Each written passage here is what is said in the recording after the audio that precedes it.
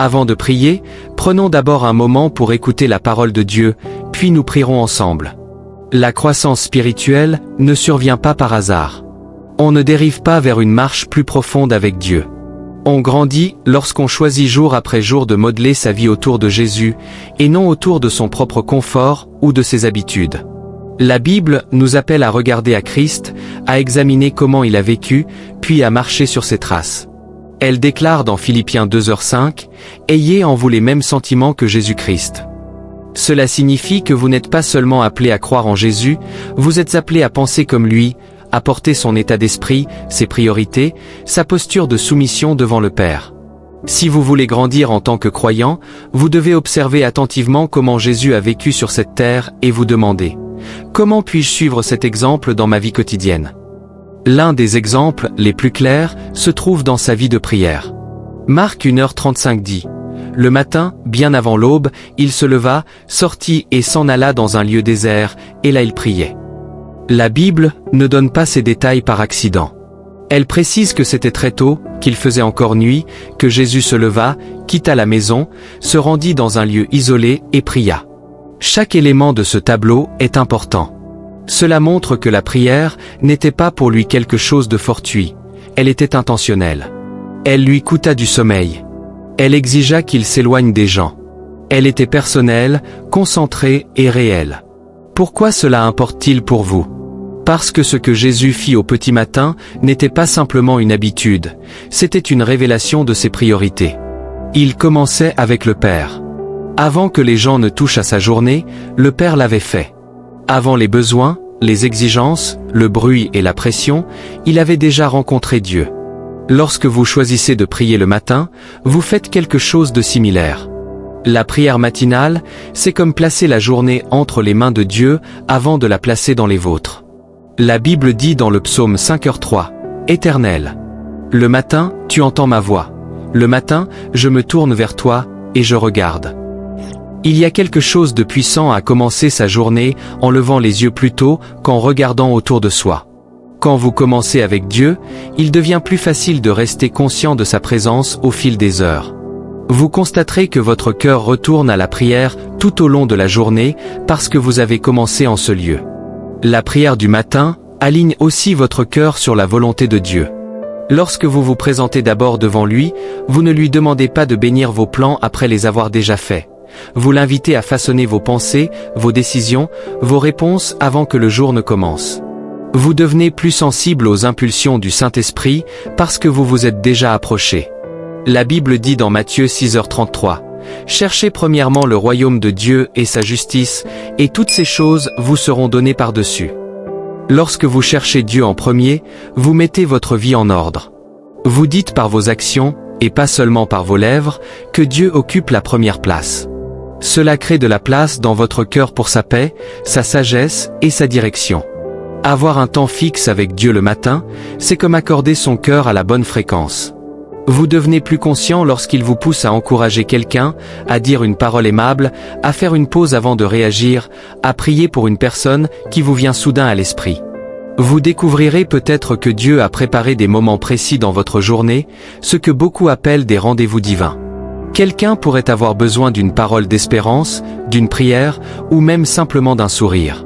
En commençant par Dieu, vous devenez plus disponible pour qu'il vous utilise. Parfois, c'est vous qui avez besoin de force, de réconfort ou de clarté. La prière du matin est aussi l'endroit où vous déposez vos fardeaux avant que le poids de la journée ne repose sur vos épaules. Vous pouvez apporter vos craintes, vos projets, vos soucis, vos questions et les placer devant le Seigneur. En retour, il vous donne sa paix. Jésus lui-même se retirait souvent de la foule pour prier. La Bible dit dans Luc 5h16, « Mais lui, il se retirait dans les déserts et priait. » Si Jésus, le Fils de Dieu, avait besoin de s'éloigner et de passer du temps en prière, à combien plus forte raison en avez-vous besoin ? Il ne priait pas parce qu'il était faible d'une manière humaine, mais parce qu'il était en parfaite communion avec le Père et choisissait d'y demeurer. Il écoutait. Il recevait des directives. Il avançait en phase avec ce que le Père voulait. La Bible vous encourage aussi dans 1 Thessaloniciens 5h17, priez sans cesse. Quand vous commencez votre journée par une prière intentionnelle, il devient plus facile de vivre dans cet esprit de communion permanente avec Dieu. Votre temps matinal n'est pas la fin de la prière. C'est le début d'une conversation qui continue au travail, à la maison, dans le silence et dans les moments d'affairement. Que ce soit donc votre désir d'avoir la même attitude que Christ Jésus. Que vos matins deviennent un lieu de rencontre avec Dieu. Venez avec honnêteté, avec les Écritures, avec l'adoration et avec un cœur disposé. Maintenant, prenons un moment pour prier ensemble. Seigneur Jésus, ta parole dans le psaume 118, 24 dit « C'est ici la journée que l'Éternel a faite, qu'elle soit pour nous un sujet d'allégresse et de joie. » Alors je te remercie pour ce nouveau jour. Je te remercie pour le don de la vie, pour le souffle dans mes poumons, et pour la possibilité de me rapprocher de toi. Je confesse que la joie de l'Éternel est ma force, comme il est écrit dans Néhémie 8h10, car la joie de l'Éternel est votre force. Seigneur Jésus, tu es ma source de force. Tu es celui qui m'aide à tenir debout quand je me sens faible et accablé. Tu m'aides à surmonter toute ruse du diable. Aujourd'hui, je tourne donc mon attention vers toi. J'élève mes yeux au-dessus des troubles de demain. J'élève mes yeux au-dessus de toute crise de santé, de toute difficulté financière, de toute inquiétude cachée et de tout problème visible. Je te magnifie par-dessus tout cela. Tu es plus grand que tout ce que je rencontre. Père Céleste, je choisis de ne pas vivre dans l'inquiétude pour demain. Ta parole dans 2 Corinthiens 12h9 dit « Ma grâce te suffit, car ma puissance s'accomplit dans la faiblesse. » Grâce à cette promesse, je peux admettre ma faiblesse sans en avoir honte. Je peux dire « Seigneur, je ne peux pas faire cela par moi-même » et en même temps être confiant que ta puissance repose sur moi. Quand je me sens limité, ta force ne l'est pas. Quand je me sens vide, ta grâce déborde encore. Merci d'être avec moi. En tant que ton enfant, je suis reconnaissant de ne jamais marcher seul et que ta grâce est toujours disponible, toujours suffisante pour mes besoins. Je prends aujourd'hui la décision de me concentrer sur qui tu es plutôt que sur ce qui me manque. Je choisis de regarder au guérisseur au lieu de fixer la maladie. Je choisis de regarder au pourvoyeur au lieu d'être consumé par le manque. Je choisis de regarder à celui qui trace la voie au lieu d'être intimidé par les obstacles qui se dressent. Je fixe mes yeux sur toi, Roi Jésus, car en toi je trouve la faveur. En toi je trouve la protection, et en toi je trouve une miséricorde renouvelée chaque matin. Seigneur Jésus, je t'invite à agir avec puissance dans ma vie. Fais ce que toi seul peux faire dans mon cœur, dans mes pensées, dans ma famille et dans mes circonstances. Dénoue chaque piège que le diable a caché sur mon chemin. Expose chaque mensonge, chaque embûche, chaque plan de l'ennemi que je ne peux voir. Va devant moi et redresse les sentiers tortueux. Je te demande de garder mon esprit des pensées décourageantes et déprimantes. Je repousse toute pensée d'inquiétude et d'anxiété sur ce que demain réserve et sur ce que l'avenir peut apporter. Ta parole dans Philippiens 4, 6-7 m'enjoint de ne m'inquiéter de rien, mais en toute chose, de présenter mes requêtes à Dieu par des prières et des supplications, avec des actions de grâce, et que ta paix, qui surpasse toute intelligence, gardera mon cœur et mes pensées en Christ Jésus. Je reçois cette paix maintenant. La prière du matin est aussi l'endroit où vous déposez vos fardeaux avant que le poids de la journée ne repose sur vos épaules. Vous pouvez apporter vos craintes, vos projets, vos soucis, vos questions, et les placer devant le Seigneur. En retour, il vous donne sa paix. Jésus lui-même se retirait souvent de la foule pour prier. La Bible dit dans Luc 5h16, « Mais lui, il se retirait dans les déserts et priait. » Si Jésus, le Fils de Dieu, avait besoin de s'éloigner et de passer du temps en prière, à combien plus forte raison en avez-vous besoin? Il ne priait pas parce qu'il était faible d'une manière humaine, mais parce qu'il était en parfaite communion avec le Père et choisissait d'y demeurer. Il écoutait. Il recevait des directives. Il avançait en phase avec ce que le Père voulait. La Bible vous encourage aussi dans 1 Thessaloniciens 5h17, priez sans cesse.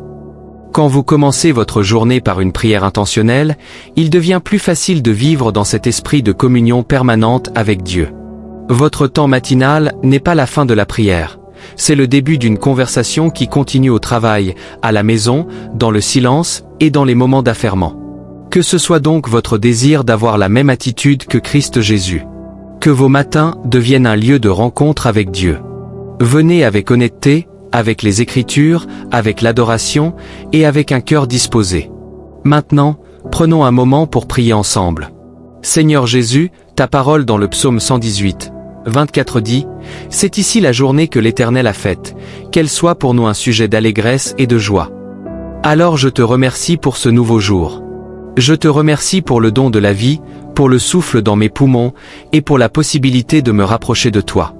Je confesse que la joie de l'Éternel est ma force, comme il est écrit dans Néhémie 8h10, car la joie de l'Éternel est votre force. Seigneur Jésus, tu es ma source de force.